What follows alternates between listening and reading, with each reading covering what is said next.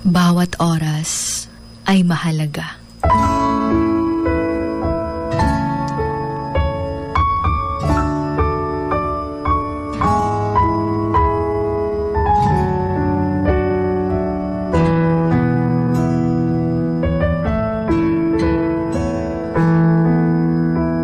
Hindi mo forever makakasama yung mga mahal mo sa buhay. Hindi ka forever na bata. Hindi forever nasa sa'yo lahat ng mga bagay na meron ka ngayon. Bawat oras ay mahalaga. Kaya, always make the most out of everything dahil baka one day, magsisi tayo dahil hindi natin nagawa yung mga bagay na to para sa mga mahal natin. Remember that we're here for a good time, not for a long time. You will never have this day again.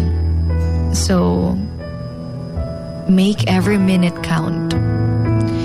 Do what you love what you do. Because life is beautiful. A day, an hour, and a minute will not come again in your life.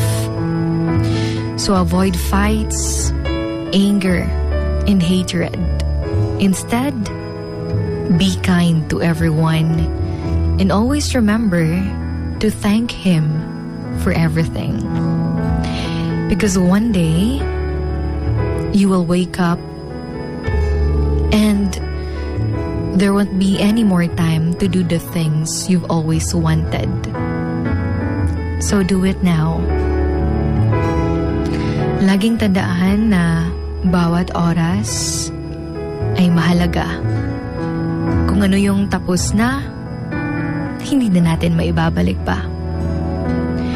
Each moment spent is a choice. You value your time. Say no to distractions and focus on what truly matters. Laging tandaan to don't watch the clock. Do what it does.